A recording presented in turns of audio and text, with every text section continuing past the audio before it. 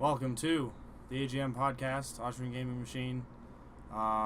This is our first podcast. We're going to be copying Funhouse a little bit. Going to be talking about replayability in video games and what that means to us and what we think is important in replayability and what makes us thinks games are worth $60 and what games are worth garbage. So we were supposed to play Broforce, but Broforce is having issues, so instead Kraig here is going to be playing as Arnold. So I'm Peter, Kraig, and then we have Cedric on the right with his beloved iPad because he's an Apple fanboy. Not really. So first thing I want to start with, I kind of want to just list some games and kind of like gauge your guys' input on what you guys think, like how the replayability is, like what you think makes it replayable and stuff like that. So I guess my first example is the game we're playing right now, Skyrim.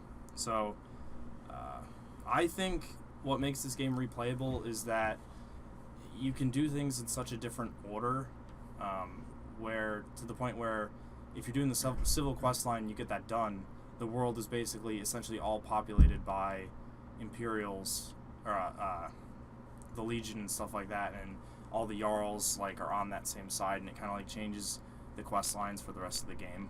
You guys have any input on that? I mean, I'm at level 58, I think, on my previous file, and I haven't even completed like 25% of the story to this point. So, well, not only that, but also if you just decide you don't want to do something because you feel your character wouldn't do that if you're actually trying to roleplay, then you can just not do it. Like, you can do whatever you want. Yeah, there's a lot of different options. Yeah, I kind of said, if you go back and do things that you've already done, like I've done the Dark Brotherhood questline like 5 different times between a bunch of different characters, it doesn't necessarily feel the same because there's like, I did other things differently beforehand, which kind of like affected like where things were going. Other games I wrote down were like Far Cry 3.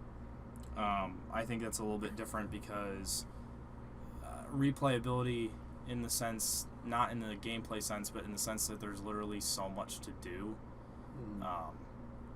Which I guess makes it replayable to some people. Some people don't agree with that. I think that applies for Skyrim as well. There's just so many options, and you put so many hours, 500-600 plus hours into just doing missions, and you're doing something different all the time. Like I've probably put 1,500 hours into this game, and still I come across things where I'm like, I've never seen this before. This is new. No, I can run across quests, and I'm like, the hell is this? Like, I've never seen this before. Right. Yeah. So the thing I don't like about Far Cry though, from a replayability standpoint, is there's like too much like courier questing basically, where it's like, oh, go collect all these skins so you can make this new thing, or go burn all these posters because we gotta stick it to the man, or whatever. But like, it's really hard to make a replayable first-person game. Sometimes it seems like it. And I guess my question is, at what point does there's so much to do that it actually becomes a negative thing? Because I never finished Far Cry 3. I killed Voss, realized there was a second island, and I was like, wait, what? Like, I'm only half done? And I was like, screw this. Like, I was ready for that game to be done. Actually, and I haven't touched it since. So I had that same problem with Infamous, the first Infamous game for PS3. I played through it, and it's kind of the same deal. You get to a boss fight at the end of the first island, and it opens up a whole new section of the city, which makes it so you can play the game longer, but at that point I figured I was done, because it is a long game, so I never actually finished the back half of it. But the replayability is definitely there, because it gave me much more time than I originally anticipated playing. And I guess that brings the question is, what makes that and Far Cry 3 different than Skyrim? Because I know at least me and you, I can't really fully speak for Cedric, like we love this game, and we can do the same quest line over and over again, and we still enjoy it every single time. I think that's partly because of the gameplay. To me, gameplay makes or breaks a game. If I don't like the UI or something, and I think it's boring and it's clunky and I don't like it, I'll just stop playing the game. I just don't enjoy it. So I think Skyrim is it's super. Like me and Cedric were talking about this earlier. It's just super smooth, and it's really nice, and I like the flow of it. Like, the voice acting is good, everything's good. The voice acting is very important, I think. Yeah. It adds a personal element to the game. like immersion and stuff like that. But at the same token, like Bethesda's other game, Fallout, like I absolutely love that series, but it's like it doesn't look good, but the story and the fact that I can make all of these like seemingly random decisions that actually end up kind of mattering towards the end, like people react to them, that seems to have a huge influence as well. Yeah, definitely. I feel like that's a lot of the pull for Dragon Age Inquisition for a lot of people, is that you can kind of make decisions that down the line make a difference in the end game. Yeah, and like you get those people that have to know every ending possible and have to like go and try and do everything, which I don't know if you guys watch Total Biscuit, but he was basically talking about this in one of his podcasts, that he doesn't like it when people do that, because he thinks that you should just make your own choices, and based on what your choices are and what you would do, you should be happy with that. Like because the other guy was basically complaining that the game is designed like that when he wants to, like, there only to be one ending, and he's like, well, like, what's the point in that? Like, then it just becomes totally linear, which I agree with, because I think it's more fun if the game's not linear, because it makes me feel like I can do more. So yeah, that's what I like about RPGs. I like having that feeling that my choices do matter, and that, like, just because I saved this person and didn't save that person, or I allowed these people to die, that somewhere down the line I'll be either punished or rewarded, like, just for these seemingly random acts. Such as with Mass Effect. I don't know if either of you have played through that yet, but essentially it all accumulates in the third game, where, say you allowed this race of aliens to die out for whatever reason, and then in the third game they're not there to help you fight the ultimate, like, looming threat of the Reapers. Well, Mass Effect's kind of cool though, because doesn't your character transfer over between the games? That's what I'm excited for with Destiny, because they plan, like, their whole 10-year plan, they plan on, like, allowing you to, like, carry your characters over, which I don't know how the hell that's going to work from an RPG perspective, because what are they going to do, like, make the next level cap like 60, and then the people who start Destiny 2 are going to have to start at level 1 again? Like, I'm curious as to how they're going to do that, because I'm not, like, super attached to my character, because the only thing I'm attached to are the items attached to the character. I fight it so hard to get, not really the character. Correct. So that's why I'm interested to see where they go with that, Yeah. because I think the reason, like, to me, I can't play a Call of Duty campaign mode anymore, because it's just boring, just running around shooting people. It's like, why would I do that when I can play Destiny and run around, shoot people, and, like, have, like, a sense I'm achieving something, like a level system, and, like, oh, better items, which allow me to throw grenades more often, because grenades are awesome and stuff like that. But Yeah, and, like, so to speak to your point about Call of Duty, as long as, like, the game has a great story, I'm willing to play it. If it doesn't have a story and it's just like, oh, let's go kill random things in this really linear fashion for no apparent reason, then it kind of loses itself on me. But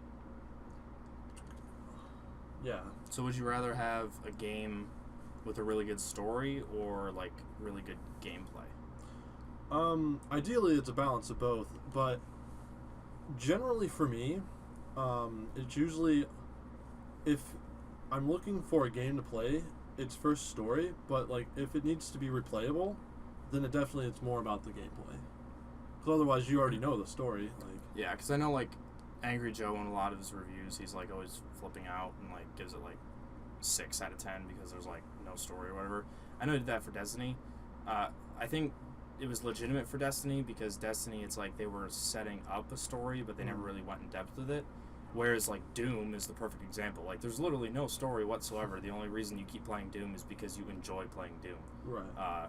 Which I know Nintendo, I forget the guy's CEO of Nintendo, or this guy invented Mario, basically doesn't think games should have stories. He thinks what should get you playing is literally purely the gameplay, which, if you look at, like, most Nintendo games made by Nintendo, how many of them actually have full-blown storylines? Like, none of them. None.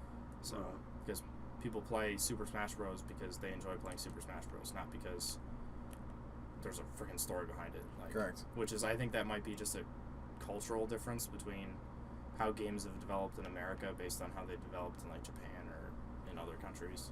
Yeah, with a lot of like the Japanese games, sometimes the story is more implied than it is outright told. Like with Mario, like the princess was kidnapped or whatever, so like it's implied. There's no reasons given, but like you know that happened. Yeah, it like gives you, it like sets up a sense of purpose. Right.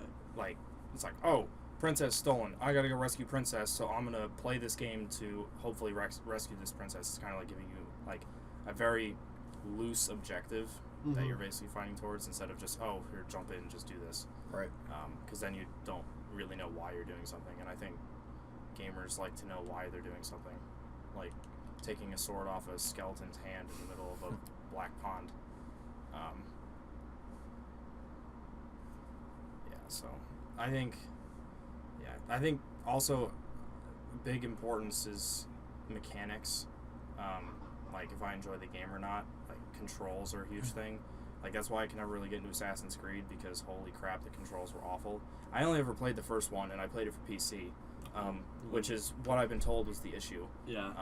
I've played Shadow of Mordor, which apparently plays a lot like Assassin's Creed. It looks a lot like Assassin's Creed. It looks like a lot like Assassin's Creed too. It's like 60% of that. Yeah, I've played through all of the Assassin's Creeds. Same.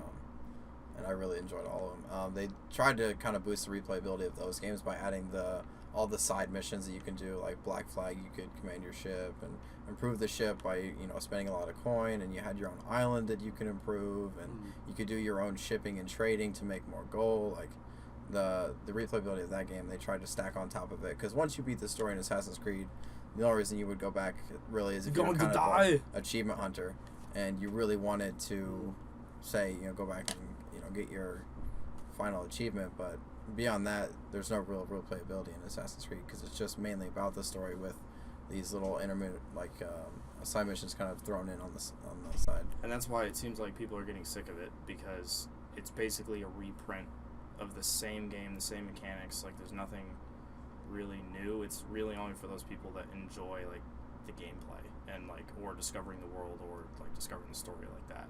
Right. Which I mean, it's never really like hugely appealed to me, but I mean the controls is kind of why I was like, I'm done with this. But Shadow of Mordor, it took a while to get used to the controls, but after a while I was pretty used to it. But I can't say anything for Tim McCullum, who plays Dark Souls 2 with a freaking keyboard. It's like this, like controlling his character. He's like, oh, this is easy. I'm like, what are you doing? Like, looks like an alien tugging on a keyboard. Yeah, that's why like choice, or at least the illusion of choice, is usually what drives a lot of my replayability. Just because then it feels like it's a different game, even though it's the exact same thing that you did last time, but it just feels different because it's you're just going through like this different path. Like back to Shadow of Mordor with the freaking Nemesis system. Like that's probably like the newest concept I've seen in a video game in like a while. That's so cool. Like the Nemesis system is so cool. I just think it's fascinating how like it's like, oh, if you die, they get promoted, and then it like starts that time lapse where like everything gets shuffled around and they're fighting between each other. It doesn't affect the story very much, but like it affects the world in a pretty unique way, which we haven't seen before. And the same thing with Skyrim. Like if you do quests in different orders, it affects the world in something that you'll notice, which is always cool. And I always like playing different types of characters, like playing as an Arnold with just a two-handed sword, or playing as a archer, Khajiit stealth person that just snipes people with headshots. Yeah, I've done like full storylines of both, and it's pretty interesting how much you can kind of change the game depending on if you want to be an orc berserker, or I think you said a good Khajiit sneak who you just kill people with daggers all day. So it provides an interesting way. You just, even if you're doing the same mission, you can do the same mission completely differently. Yeah, so I guess my next thing to bring up is in terms of this, sports games. I don't play sports games, nor do I really watch sports. Cedric, do you play sports games? Not really. Okay, Kraig, this is all you, because you play sports games. And I do. So why do you keep buying sports games every year, or do you not buy them every year? Usually the perk to buying the new sports games, the only real change usually is the rosters, so the actual players on which teams you're using. So say your favorite team just drafted a new player that you really want to play with and see their new stats and see how they're going to play in the game, and that kind of provides the reason that most people will buy, say, the new Madden or the new FIFA. They want the new updated rosters, and they want to play with the players that they're currently watching on TV, per se. I think for me now, sports games are more of something you would play with your friends when they come over, because a lot of times when I'm hanging out with guys, hey, let's go play FIFA, and you can get like 6 guys sit down and do like a FIFA tournament for a day or something. It's really easy. That's a really easy game to play with your friends on the same system, because not a lot of games now are multiplayer on the same system. So you think it's more like Mario Party? Correct. Correct. It's the more like, I guess, athletic version of something Mario Party related, to where you can get 2 to 4 people to sit down and play the same game. Yeah. So like, I don't know, sports games I don't know, they just never appealed to me, because I was like the fantasy, like the unknown, like new stuff that I've never seen before, which is, well, I don't know, I just never really had like an interest. Right. Also on top of that, the best way to play those games usually is, now they're making it to where you can create your own character, and you can play through the game almost as if it's your own sports career. Where they're doing that in pretty much all the games now, where you can create a player and start from the bottom and work your way up to being like a superstar. I've done that in FIFA, and it's actually pretty fun. It provides a lot of replayability, because it's like an RPG in the way that you complete achievements to level up your own character, and your player gets better as you do more achievements, and therefore you score easier, or stuff like that. How do you guys feel about high scores? I think this refers to probably like more like older games. Definitely. But like, I've talked about this in a lot of the classes I've taken, about how like the whole sense of a high score. It's like that guy who holds like the world record for Donkey Kong, and just like teach school during the day, and then at night he'd go to his Donkey Kong machine in his garage and just play Donkey Kong until he like beat the world record and had to like fight super hard for it. And like, it's like, do you think he enjoyed, like, in what sense do you think he stopped enjoying it and was doing it more because he wanted to get the world record? Right. At that point, I think it becomes more of a goal for him, more than actually enjoying the game for the game's sake.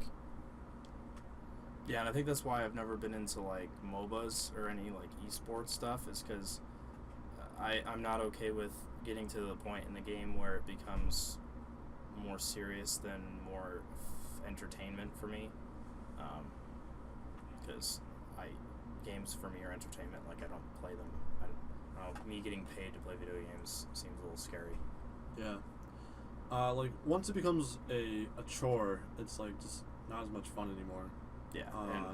Because like, I'm that guy that always plays my RPGs like on easy, because I'm not there for the challenge. I'm there for the the experience rather than the like, oh hey, I need to like force my way through this army of literally unkillable things.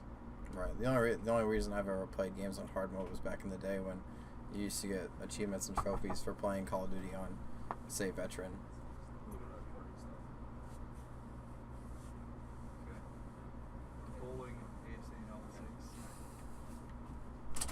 Cut it out. Cut it out. I'll cut it out. What were you saying, Cedric? I have no idea. You remind me of a point, like when you talk about how it's a chore. That's why I don't play MMOs, because there's like, it's literally the same shit over and over again. Back to that grind. And it's like the courier quests.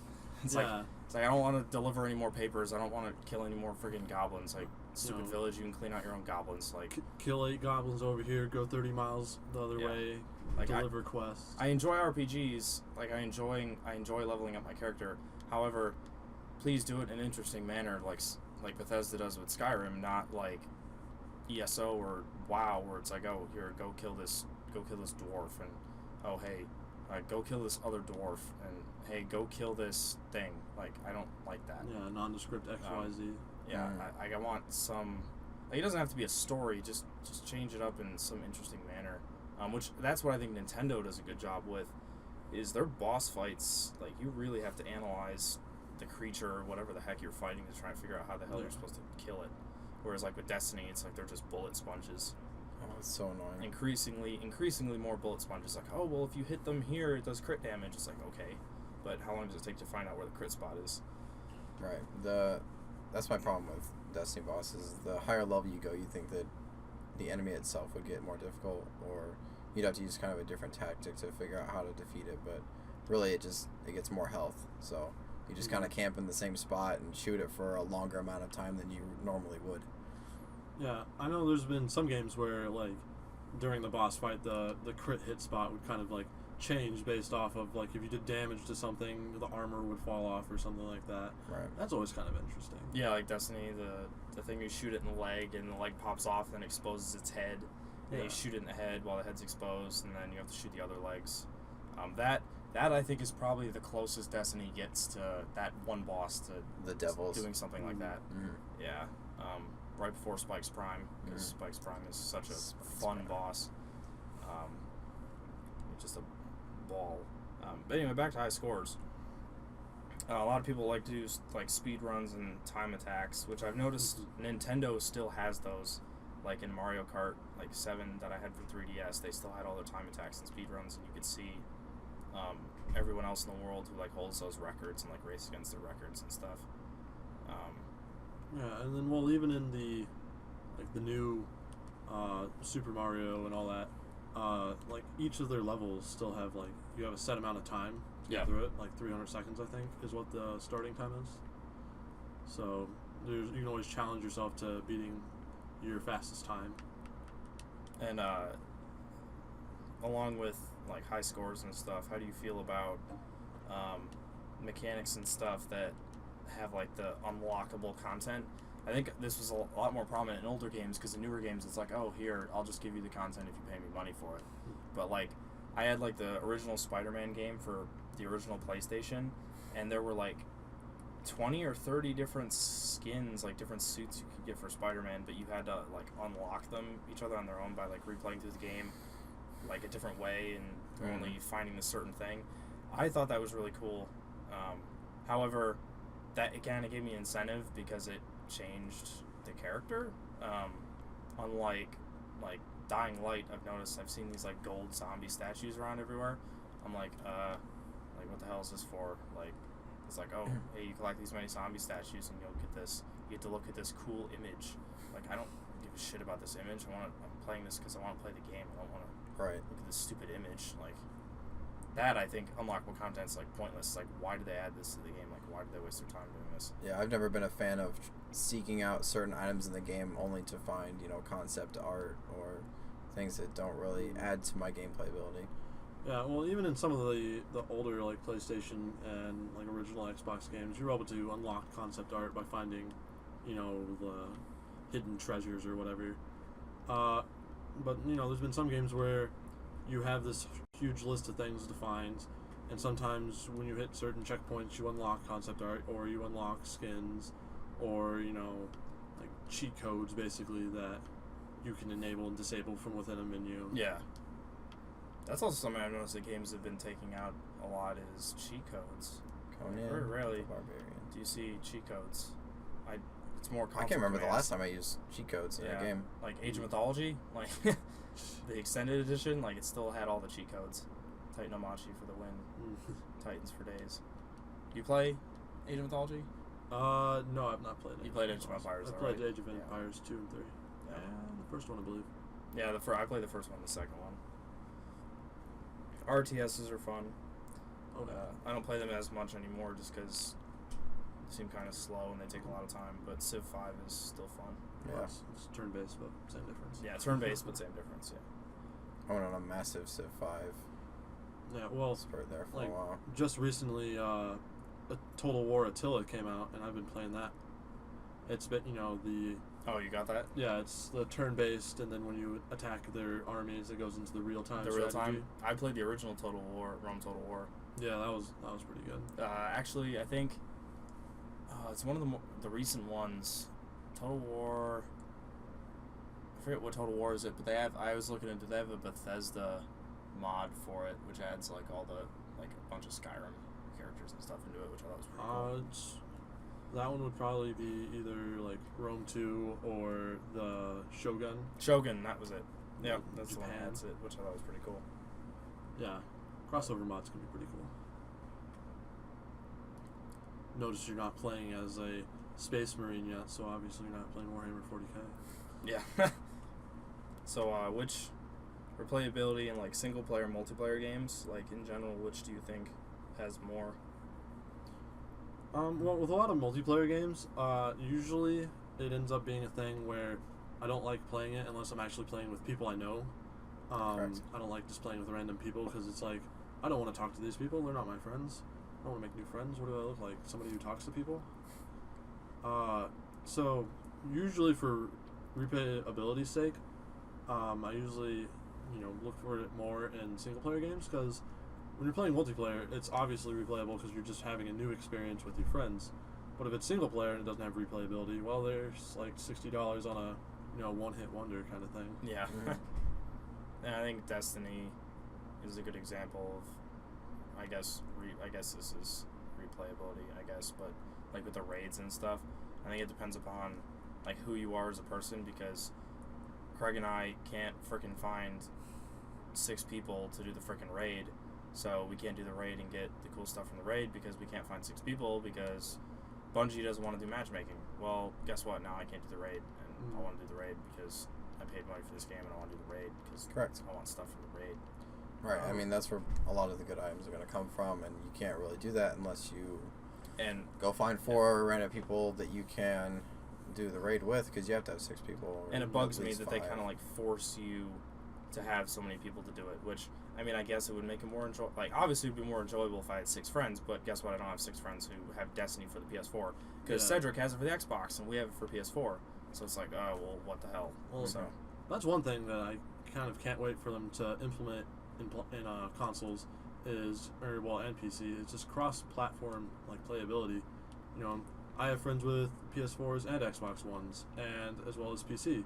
It'd be nice to be able to play with everybody at the same time. Right.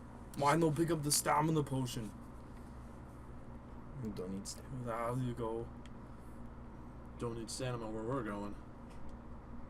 I'm become a werewolf. Oh man, you don't. Now we're just staring intently at Skyrim. It's so exciting! It's intense. This game's great, though. I've done this mission probably I don't think between 10 and 15 times I've done this. I don't think I've ever finished the And seen companion this. quest line. How does it end? It ends with you going to an island where Kodlak's grave is, or not Nope, Kodlak, never finished it. Well, basically, you can I don't end remember up his like name. curing the. Right, you can either accept the wolf beast blood, Mm-hmm. or you can cure yourself of it by burning a witch head Yeah. in sort of like Oh, the cure. a standing pool. And then you fight your wolf spirit, and if you defeat your wolf spirit, then you're free of the beast blood. Mm-hmm. But I've never really done that because I never sleep in this game, because I don't really find... Sleep is for the weak. Yeah, it's like, oh, you get a rest bonus if you sleep. Well, that's another difference, too, between, like, Oblivion, Morrowind, and Skyrim, is that, like, in Morrowind, in order to do stuff... I mean, I think Skyrim, there's only one instance I can think of where you have to go to sleep in order to continue a quest, which is for the Dark Brotherhood. Like, in Morrowind, like, oh, if you want to level up, you have to go sleep. Yeah. Like, it was interesting how they kind of... It's like, Made yeah, it. you can sleep in this game, but why would you sleep besides getting the silly rest bonus, which I don't even know what the rest bonus does because it's not important. Well, that's like in Fallout New Vegas. They had a hardcore mode where you had to sleep, you had to drink, water, and you had to eat. Otherwise, your character would literally die. So Pretty intense. I know you can mod that in on PC, but it's PC Master Race. PC Master Race. As we play on PS4. As no, you're playing on PC right now, bro. You But just yeah, gotta- but... I mean, can't play Destiny on a PC because fuck you, Bungie.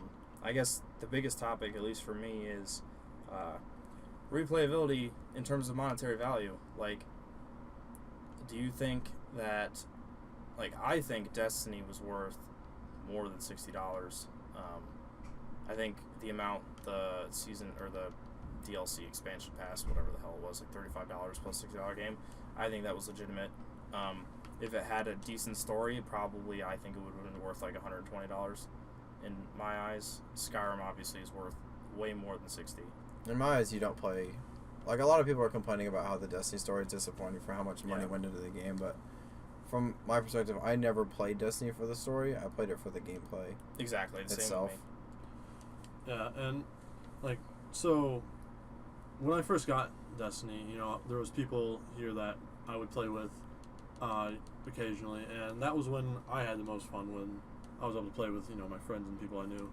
But then they kind of started falling away from it, and so I stopped playing it just because I didn't have anybody to play with, and it just wasn't that much fun anymore. Right, that's another game where you really need at least one other person to do raids or strikes just or multiplayer with, you know, do the missions with you, the daily story, you know, all the different facets of the game. It's so much better to play when you have someone in your party with you doing the same mission or the same struggle and able to revive you and help you out. And I think that's why, like the only MMO I've ever paid for was ESO, and I only paid for 1 month of it. Oh my god, get wrecked. I love this game. Is ESO because, I don't know, just, I mean, first off, the game is awful, like, compared to what Skyrim is, and second off, like, I didn't have anyone to play it with, and also, like, the playing in a party was also, like, the biggest, like, fault of the game, which also made it worse, but... Yeah, they set it up super weird, didn't they? Yeah, like, it's like, okay, so, I've been playing and I'm level 10, and I think this is awesome, so, Cedric, you're going to go buy ESO. Well, I'm going to get in a party with you so I can help you with your quests, but wait, I've already done this quest, so we can't be in the same instance of the game. So, basically, I have to wait. We can only do quests together that we both haven't already done, which I think is really dumb. Yeah, that's really because you should be able to go back and, like, help your friends through stuff they've already done. Like Kraig had Destiny 2 days before I did, but he was able to get in a party with me and just stay with me, and then we just worked. He just started over, and we just worked from there. Right, just did the story together, even though I'd already done a couple missions. But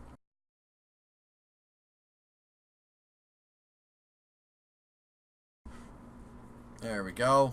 Inspire. Sorry, Skyrim crashed because PC Master Race. So, Cedric, what were you about to say?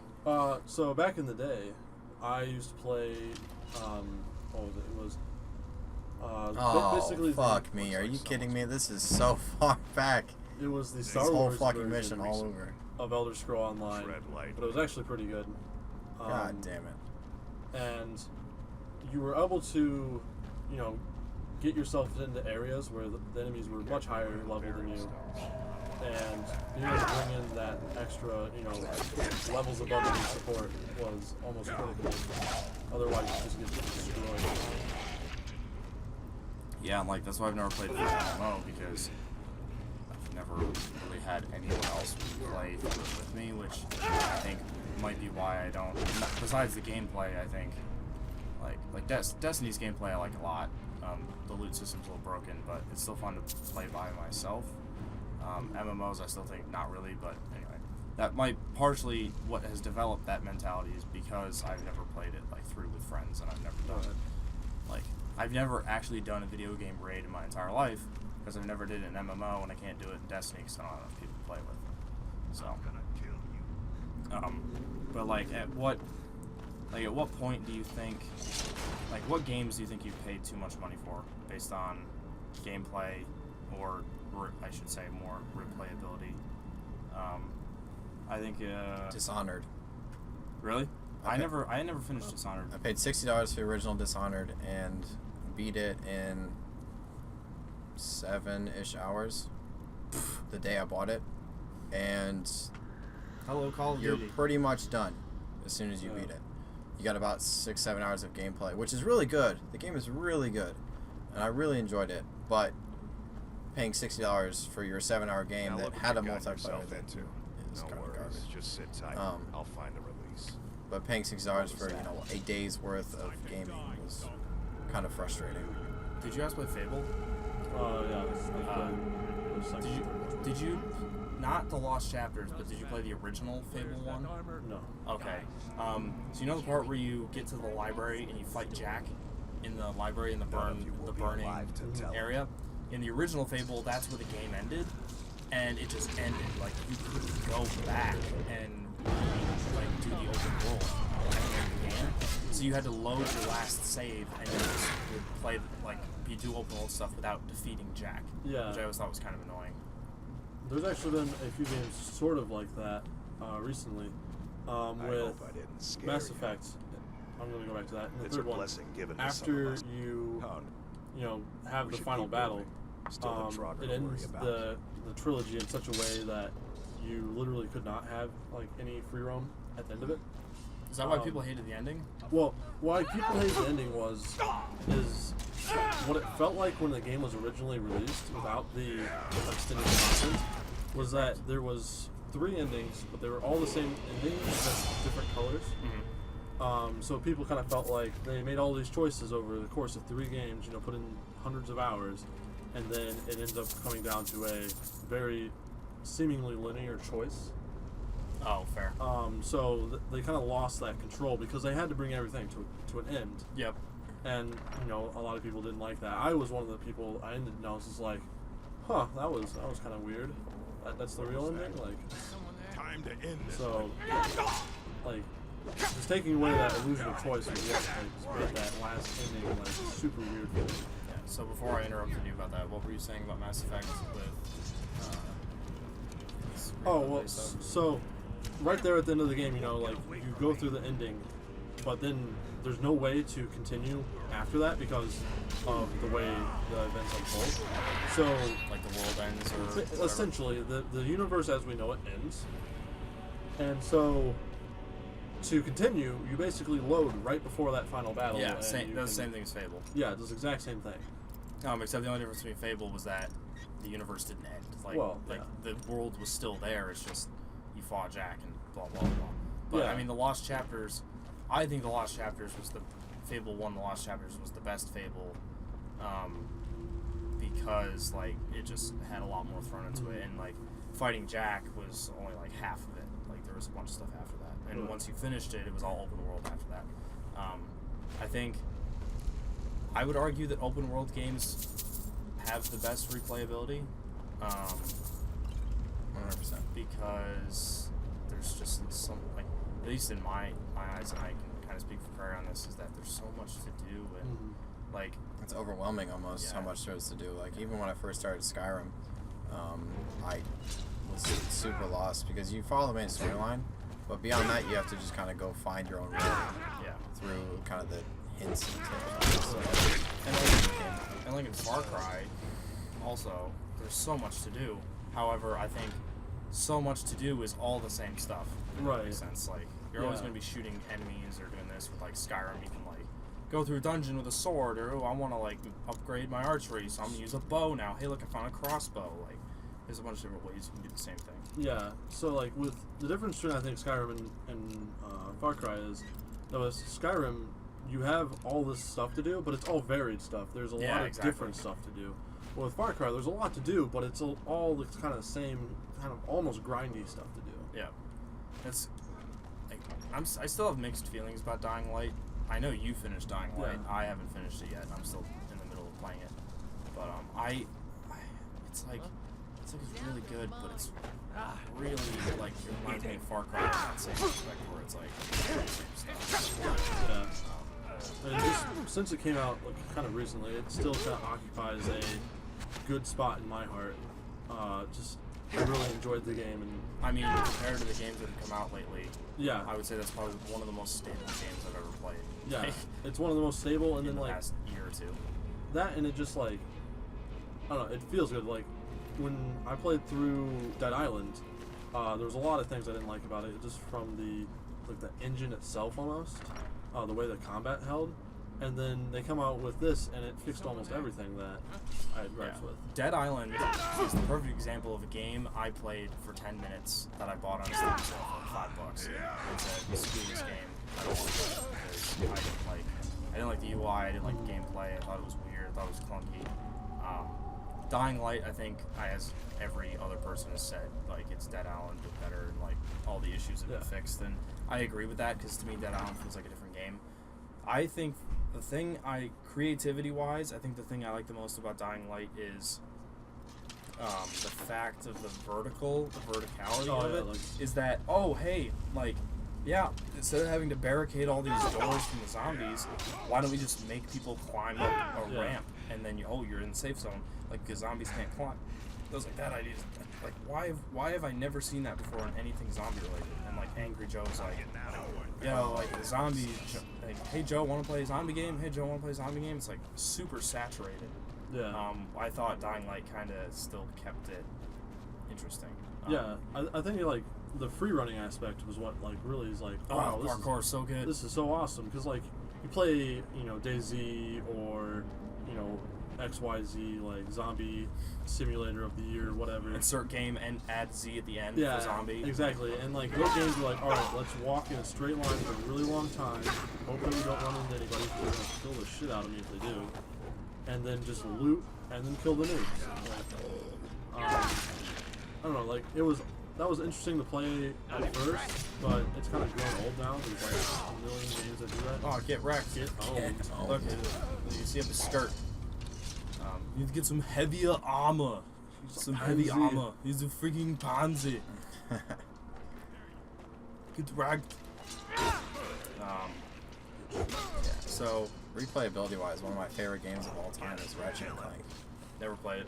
Ratchet and Clank's replayability was great because you would get to the end of the game, you beat the boss, and it gives you an alternative mode after you beat the boss called Challenge Mode, where you restart at the first level from scratch, and you only keep your weapons. And the weapons you have currently, you can keep them and you can upgrade them into Titan weapons, which increases their damage, and the enemies that you fight throughout the campaign are double the strength. So you essentially play through again, getting stronger weapons that also look different. So it'll change the look and feel of the weapons themselves. Yeah, and they also, like, some of the effects were changed, I believe, too. Definitely. Like the way the guns handled it, it essentially made it like it was an all-new game, even though you were playing through the same storyline. And you can go through 1, 2, 3 challenge modes. My favorite one of the most recent ones is Kraig and Time. I think I beat that game 7 or 8 times straight. I love the replayability of that game and the storyline as well. So I had a good combination of the two. Yeah, it's games like that that kind of make me like regret leaving the PlayStation system. But then like why not both? It's like why not both? But I like just don't have the money to buy two like next gen consoles and all the games for them. I mean, most people are like that. And then I'll end up being like, I'll have friends be like, all right, let's play Destiny on PlayStation 4. But I have Destiny for Xbox One. Like me and Craig. Like, I guess here comes $60. It's like, Carly bought Destiny finally. Now we have 3 people to do a strike, etc. Xbox One, I've had longer than both of you. I know, right? So, what? I'm seeing if I can beat these without using potions, if you haven't noticed. Oh, That's why I've been dying a lot. Arnold doesn't use potions. Exactly. Why would Arnold use potions? Potions are for babies. Exactly. So, there it's been. Arnold has explained himself. So, come on, you pussy! It's just a scratch. He wants to have this baby. He's not the freaking choir boy. No, this part's really difficult though because it's Draugr and Silverhand, and most of them have heavy swords. Yeah. So that's everything I had written down for replayability. I guess if we want to hit the 1 hour mark, we could talk for 15 more minutes about time to end this games in general that we either enjoyed or didn't enjoy, or games we bought. Because I mean, I have a pretty extensive Steam library. Have I played through all of them? No. There's probably a good reason for that. Well, I was gonna say same. My Steam library extends into I believe like 400 something now. Holy God, that's worse than me. I've probably only played about like a third to 2/3 of them, somewhere in there. Most of them are picked up off like Humble Bundle or very limited bundles for all like half-ass crap games from like these tiny developers. Okay, here's what we're gonna talk about. What do you guys think of the replayability of crafting games such as Minecraft, Terraria, Space Engineers, Medieval Engineers? I think people play the game for the creativity Big penises and the everywhere. gameplay. And I think, like Nintendo's standpoint, why do people keep buying Mario Party over and over again? Why do people keep buying sports games over and over again? Because they probably love the gameplay. and that's what people keep playing. Like, people are okay with paying. Like, they put so much time into the game, they don't care if they're going to pay another $60 for a new installment of the same game because they love the game. And I think that's a lot of Assassin's Creed people too. Is like, why are people still buying Assassin's Creed? Like, why is Ubisoft still giving this like a successful franchise? Oh, because people keep dumping money into it because they like the gameplay of it. Right. Even though the release of Unity was garbage, people still paid the money for Unity because it had the Assassin's Creed name on it, and it's going to be the same way when Assassin's Creed drops another game. You know, it might not get the same publicity because Unity was a little garbage when it came out, but at the same time, people are still going to spend the money because it's still Assassin's Creed series. Yeah, with crafting games, it's like when it first comes out, I'll play the crap out of it by myself, and it'll be awesome, and I have fun just building stuff. But then, like, a couple months out or a year or so, like, it's not much fun anymore. The only time I have fun with those kind of games is then when I'm playing with my friends yet again. Like, it's all about that experience and just like having fun. Definitely. I used to be the same way. I would always only play by myself, but I once got into a Minecraft server, and as soon as I got into a server and I got kind of a taste of the multiplayer community aspect of Minecraft, I haven't gone back to single player since because I feel like I'm just wasting my time because I'm not playing with others or like sharing my experience with other people. Yeah. Also, like, I don't play. I'm not very creative. So this Arnold the YouTube channel thing is working out pretty well for me, but I'm not very creative in the slightest, and I don't play Minecraft for the creativity. I play it because I like the survival aspect of it. You mean your rectangular cobblestone houses aren't creative? Oh yeah, no, yeah, best thing ever. It's a castle. It's a cube castle. Yeah, I play this for the survival because I think it's fun, and like obviously when I first got Minecraft and it was in like early alpha, I played by myself, but once my other friends got it, in high school, I had, like, a LAN party, like, once a month for, like, 8 hours on a Sunday, and we just eat pizza, and the 12 of us would play on my Minecraft server, and it was freaking awesome fun, until you got the asshole who didn't sort the chests at all. So then we got, what was that, inventory tweaks? Yeah, you press, like, the middle mouse button, and it would automatically sort your chests, but then they discontinued that mod, sad face, but... Yeah. Well, and then Notch sold Minecraft to Microsoft for $2.5 billion, and then it just all went down. Yeah, it's like when it was an alpha, I was like, alright, yeah, I'm playing Minecraft, okay, and then I stopped playing for a month or so. Actually, close to 2 years. And then, like, I come back, and I'm like, what is all of this crap? What is this Ender Dragon? Minecraft can't have an ending. This is dumb. I don't like this anymore. And then I played with friends, and it was all okay again. So what do you think of the Telltale Minecraft game coming out? Don't know how to feel about that yet. Neither do I. It'll be interesting. Telltale's games, I played the original Walking Dead Telltale game. I haven't bought the second one because I want to wait till all the episodes out, then I'm going to buy it and just binge play through the entire thing. Oh, so it's like watching HBO? Exactly. It's Game of Thrones. Game of Thrones, I think I watched it. I think it started right at the end of season 3, and I watched like all 3 seasons. And, like, yeah, so that was my experience with it as well. So to kind of jump topics real quick. Yeah, go for it. How do you feel about pre-orders? Alright, I don't like pre-orders. let's start with the last game we pre-ordered. Jeez, what did I pre-order last? The last game I pre-ordered was this one. Pre-ordered Skyrim. The last game I pre-ordered, but then canceled pre-order for, GTA 5 for PC. Why? Because I bought it for my PS4, because I was sick of freaking waiting it, because it keeps getting delayed. But I'm probably going to buy it for PC anyway. You're going to buy it anyways. I'm going I to buy think it anyways. the last game, other than GTA 5, that I pre-ordered was actually Dying Light. And that was like almost a year before it came out when I pre-ordered it. If I had a console when Destiny came out, I probably would have pre-ordered Destiny. And I know a lot of people are upset with Destiny because it wasn't what they expected because it was poorly marketed, which it was. But for me, anyway, it's almost everything I wanted out of it. So I would have... Destiny 2, I'm going to pre-order the shit out of that game. So... Yeah. It definitely has to be either something that seems like it's going to deliver exactly what I want. It has to be a new idea, or it has to be a like brand that I've been following for a while for me to actually. Ooh, I got it cool. Destiny can get very grindy, and I agree with that. But the replayability of the game itself is outstanding. Because you got a daily mission, you have your weekly strikes, you have your nightfall strikes, You have your different bounties every day that you can do for single player and multiplayer. And you have the points that go towards better items as well as item drops. So there is incentive to come back and play the game to get better items, better loot drops, higher ranking for your factions. And I agree that it can get a little grindy because you're kind of doing the same type of missions over and over, but at the same time it does give a good amount of replay. The reason it doesn't bother me too much is I love FPS gameplay. Like, I love shooters. Same.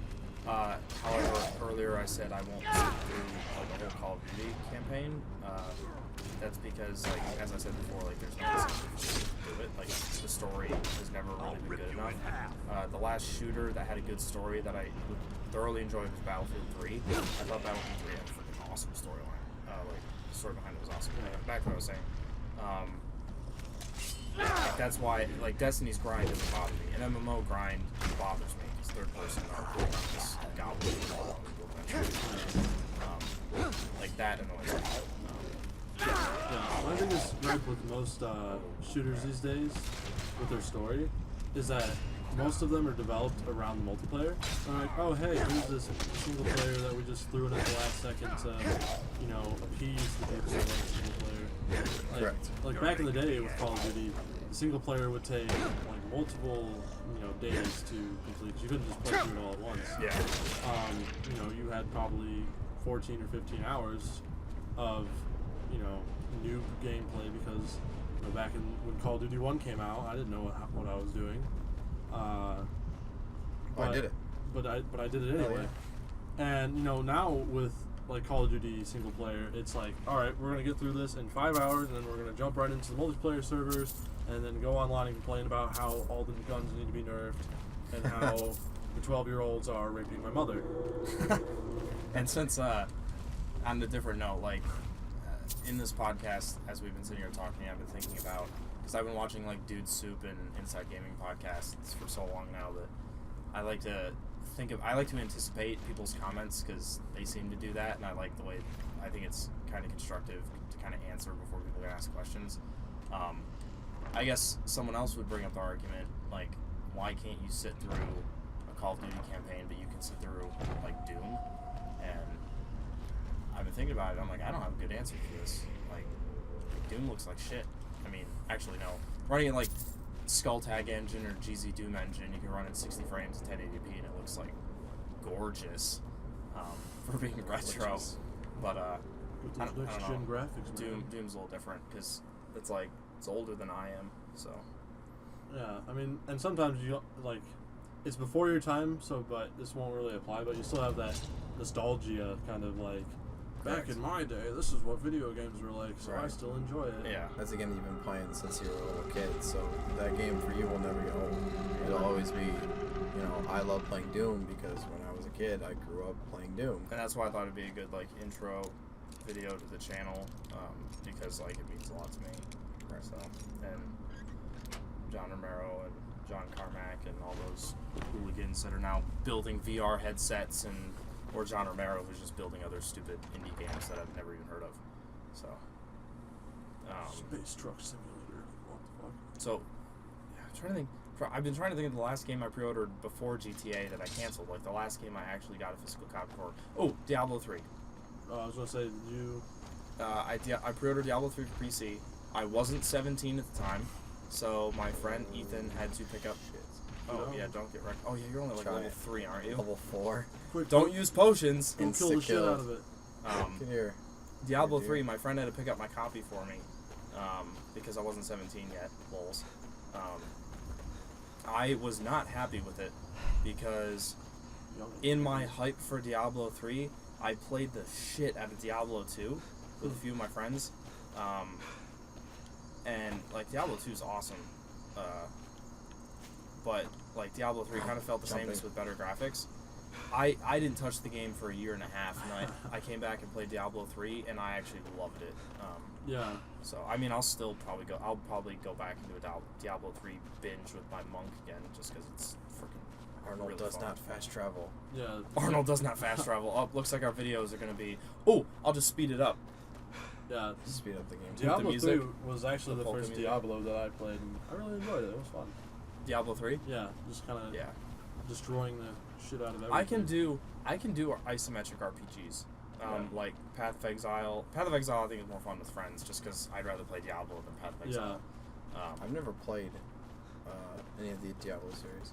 Oh. Diablo 3 is good. It's probably dirt cheap. Give you by that. now. Well, you could probably get the guest Reaper of account or Souls. whatever for the like first act or half the first act or whatever. Oh yeah, you could play the first act. Look at that. Yeah.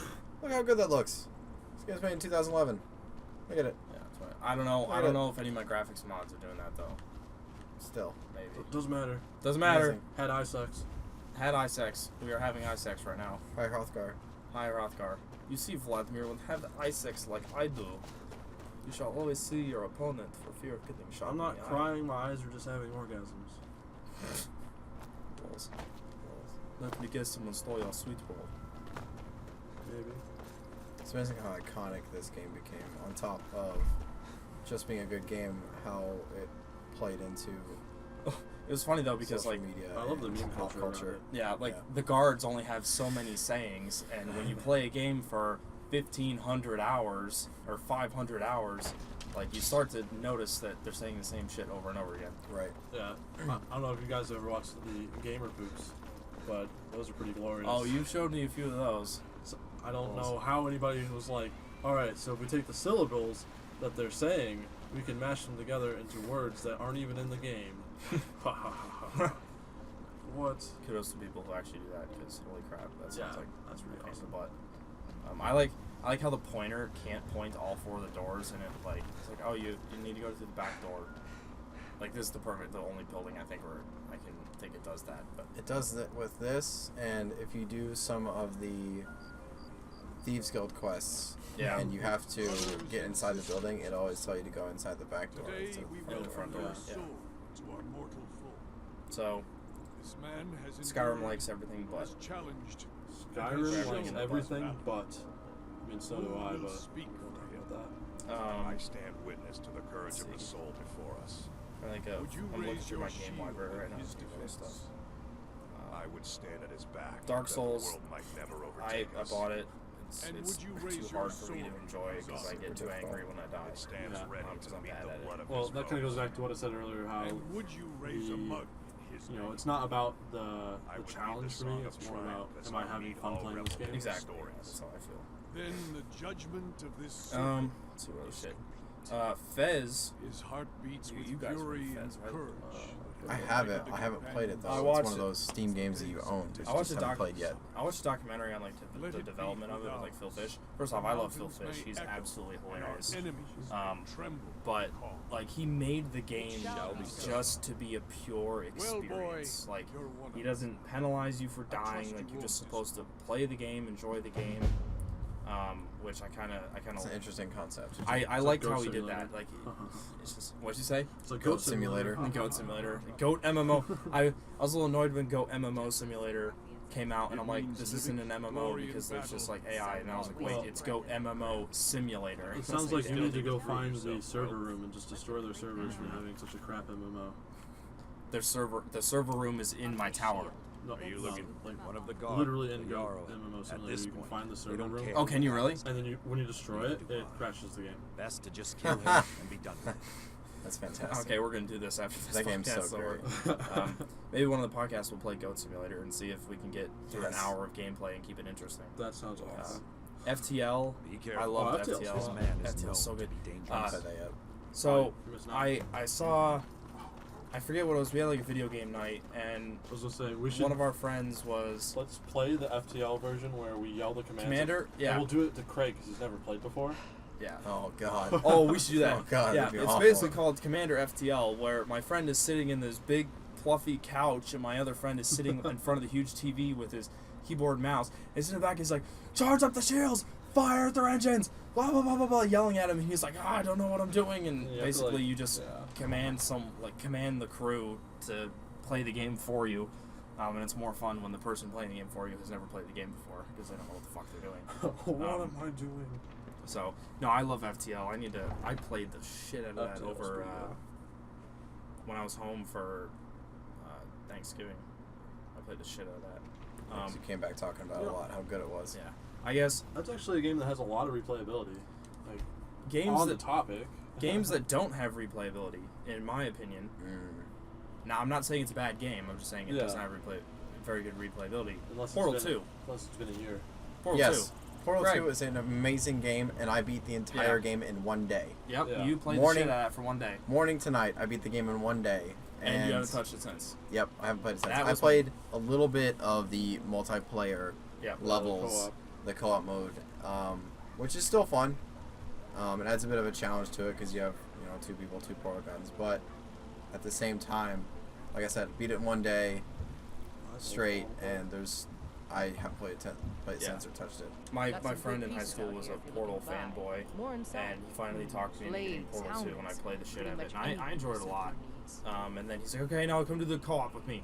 So we did like 5 of the co-op missions, and I'm like, okay, like the story was cool. Like discovering how everything worked was the fun part for me in that game. Yeah. And like just like, oh, thank God I finally beat that puzzle. Like that it's feeling. Too bad there'll never be a third one because Gabe doesn't know how to count 3. Gabe doesn't know how to count to 3. Yeah. So fun. Everyone thinks at GDC they're gonna announce Half-Life 3, and Funhouse made I think Lawrence made the point that, like, it's like this is a convention to try and convince developers to make games for your technology. You're not going to announce a game and steal everyone's thunder. Like, because if you announce Half-Life 3, the internet's gonna orgasm It will everywhere. literally shit its pants. Yeah. But the way it's going to work is, Gabe will walk out, but I've got something really important to announce. You've all been waiting for this for a really long time. Are you ready? It starts with a 3. 3 new hats in Team Fortress 2! Ah! And everyone's like, fuck you! Half-Life 3 hats in Team Fortress 2. Yeah. Yeah, Team Fortress 2, I have a friend that has like 1,000 hours in TF2. I'm like, I can't. Like, it's like, it goes back to Call of Duty thing, it's just the same shit over and over again. Yeah. Like, that's why I don't really like MOBAs either. It's like, oh, well, you leveling up is getting better at the game. And I'm like, no, like, sorry. I want to see something on paper. Yeah. But Yeah, that's kind of random. But the other day I was on the internet and somebody shared a link with me to the Valve employee onboarding PDF manual, and in it there was a picture of a person wearing a shirt with that had the Half-Life logo on it with a 3 instead of a 2. And everybody was like, "Oh, you know what this means? It's a teaser." Oh, it's like Valve even knows their own jokes on the internet. It's great. it's a T-shirt, not a Oh my teaser. gosh. Tease Ah. shirt. Tease shirt. Here we go. It's a shirt that automatically goes wet T-shirt on you. Oh, God. It's a tease shirt. Is it white? I mean, it could be. Could be white. Was the guy white? That's you can check the privilege over there. I don't have admin privileges. I can't check. Let's see if it's white. The domain controller crashed. Check inside the shop if you need I'm it. gonna Oh my God! Look at these muscles. They're so big. It's so brutal. I'm gonna destroy you with a I- 10-foot dildo. I think the next video is gonna be the quest for Amma, Quest for and What? you need to get Let's go back to bashing butts and D's nuts. So I think we're gonna end the podcast here since it's been just about an hour. So Time to take a nap. since we're also shutting Yeah, it down, is. it's time to take a nap.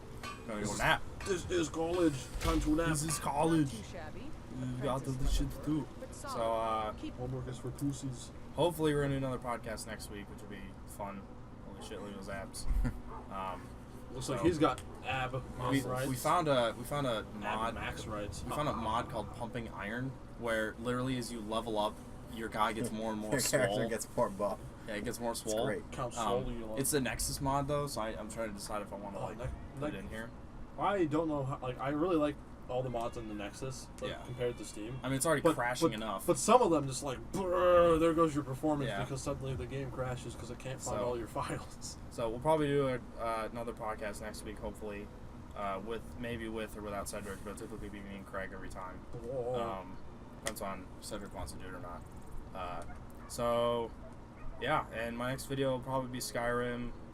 We'll probably do Broforce in the next podcast. Broforce was being dumb, which is why we do Broforce. So, yeah. Like and favorite this shit. Become Arnold today. That's what Robaz would say. Don't be a baby!